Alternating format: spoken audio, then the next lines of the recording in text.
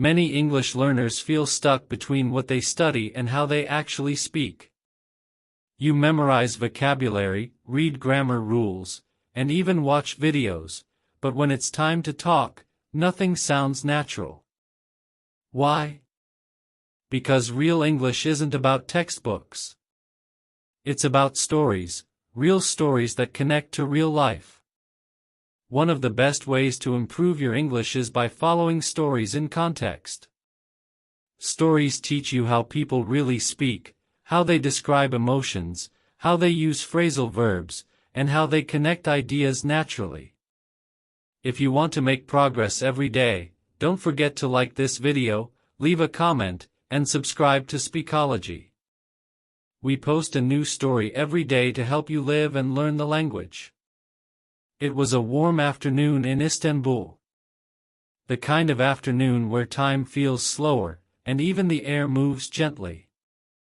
After a long morning of walking through busy bazaars and narrow streets, Alex found himself near the Bosphorus, that famous strip of water that cuts through the heart of the city, dividing Europe from Asia. He wasn't planning to sit there.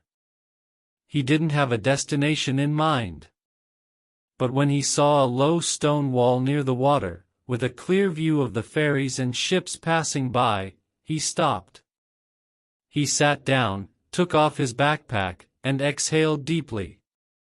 The sound of horns, water, and seagulls mixed together like music.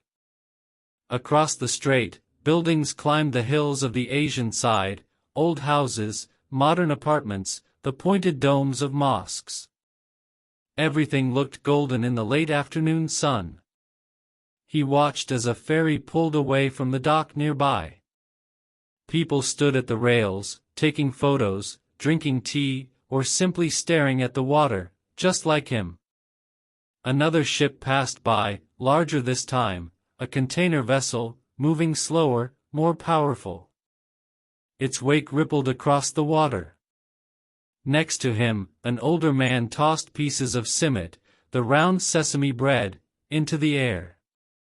Dozens of seagulls dove and screamed in response.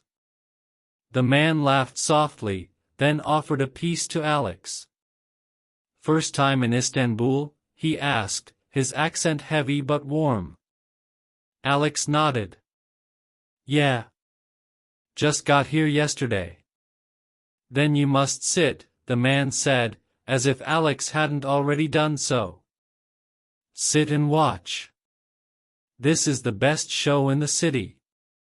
They sat in silence for a few minutes, just watching. Boats of all kinds moved through the Bosphorus, ferries, fishing boats, small yachts, tourist cruises. Some blew their horns. Some moved quietly. The water sparkled with light. Alex felt something settle inside him, a kind of peace. After days of travel, of trying to see everything and do everything, it felt good to just sit. To be still. To not plan. He looked around. People were doing the same. A couple sat on the grass behind him, eating grapes and laughing. A child threw stones into the water. A group of teenagers posed for photos. A man sold tea from a cart. Life was happening around him, slowly, casually. He reached into his bag and pulled out a notebook. He didn't plan to write much. Just a few lines. But once he started, the words kept coming. He wrote about the smell of the sea, the sound of the boats, the way the light hit the water. He even drew a little sketch of the skyline across the strait. At one point, the older man next to him stood up. He nodded once, said something in Turkish that Alex didn't understand, and walked away.